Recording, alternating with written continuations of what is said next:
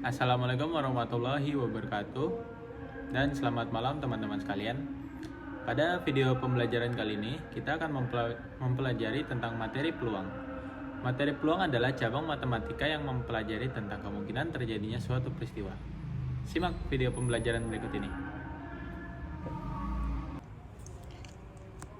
Pertama-tama, mari kita pahami apa itu peluang. Peluang atau probabilitas adalah ukuran untuk mengetahui seberapa besar kemungkinan suatu peristiwa akan terjadi. Peluang dinyatakan dalam bentuk pecahan, desimal, atau juga bisa persentase.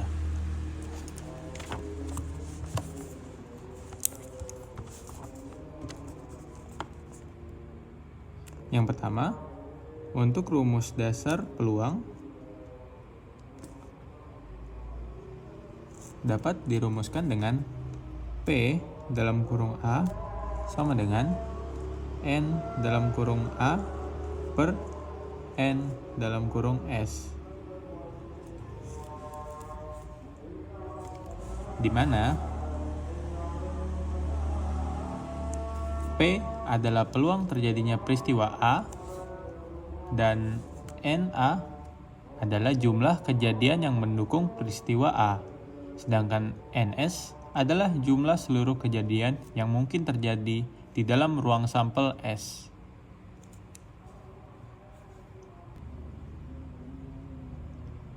Untuk memahami konsep ini, mari kita lihat beberapa contoh sederhana. Misalnya, jika kita melempar sebuah koin, sini saya sudah menyiapkan sebuah koin, ada dua kemungkinan. Hasilnya akan berada pada sisi gambar atau akan berada pada sisi angka. Karena hanya ada dua kemungkinan, peluang munculnya gambar adalah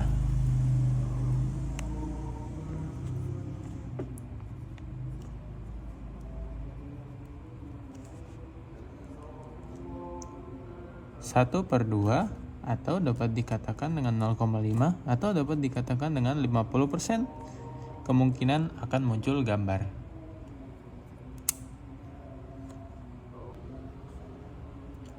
Contoh lain adalah saat kita melempar sebuah dadu yang bersisikan 6.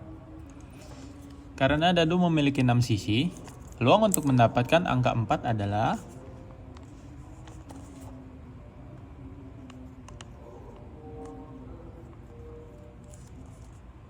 satu per 6. Karena hanya ada satu angka 4 dan 6 kemungkinan hasil. Sekarang, mari kita bicara tentang ruang sampel. Ruang sampel, atau yang biasanya disebut dengan S, adalah kumpulan semua hasil yang mungkin dari suatu percobaan. Contohnya, jika melempar dua buah koin, kita dapat membuat tabel sebagai berikut ini, di mana pada koin pertama ada kemungkinan terjadi A, yang dimana artinya adalah angka, atau G, yang dimana artinya adalah gambar. Kemudian kita dapat menuliskan kemungkinan yang terjadi adalah A dengan A dengan G, A dengan G, dan juga G dengan G. Selain menggunakan diagram tabel, kita juga bisa menggunakan diagram pohon. Dan cara membuatnya adalah sebagai berikut. Di mana pertama kita membuat huruf A dan huruf G. Karena kita melempar koinnya dua kali, artinya kita akan membuat satu lagi di sini sebagai diagram pohonnya, di mana akan bercabang menjadi A dan bercabang menjadi G. Begitu juga dengan satunya akan bercabang menjadi A dan cabang menjadi G. Kemudian selanjutnya kita tinggal lihat saja. Ini ada 4 kemungkinan, A dengan A dengan G dengan A, dan G dengan G. Kemudian jadilah ruang sampel yang kita dapat adalah sebagai berikut. Dalam kurung A dengan A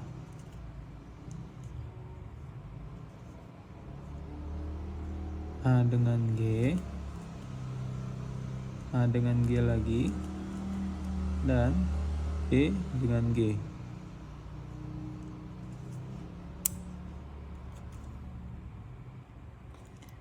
Selanjutnya, kita akan membahas peluang majemuk, yaitu peluang dari dua atau lebih peristiwa yang terjadi bersama-sama. Ada dua jenis peluang majemuk. Yang pertama adalah peluang kejadian bersamaan atau dalam kurung N, dan peluang kejadian salah satu dalam kurung OR.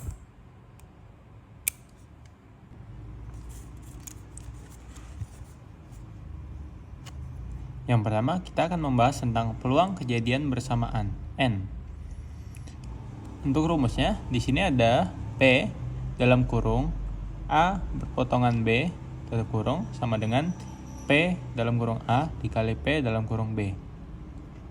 Misalnya, peluang untuk mendapatkan angka 4 pada dua dadu yang dilempar bersamaan adalah sebagai berikut.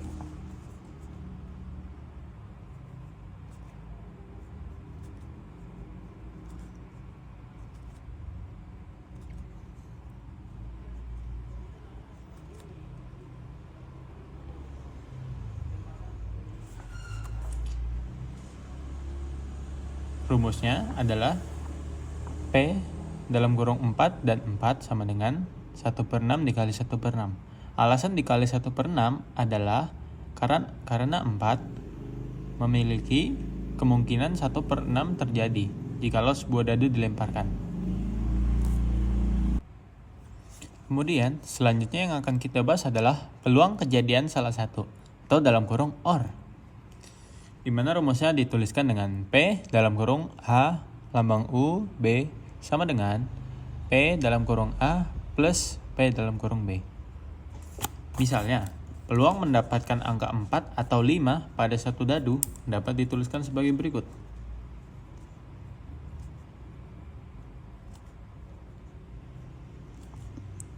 P 4 ditambah peluang dari 5 sama dengan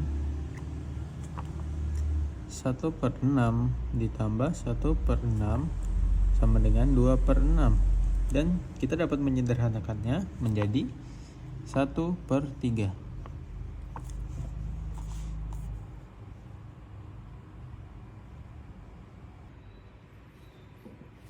Demikian pembelajaran tentang peluang untuk hari ini. Kita telah membahas pengertian dasar peluang, cara menghitung peluang pada kejadian tunggal, ruang sampel, dan juga peluang majemuk. Peluang adalah topik yang sangat berguna dalam kehidupan sehari-hari, mulai dari permainan, pengambilan keputusan, hingga prediksi cuaca. Teruslah berlatih untuk memahami konsep ini dengan baik. Terima kasih sudah menyimak, sampai jumpa di pelajaran berikutnya.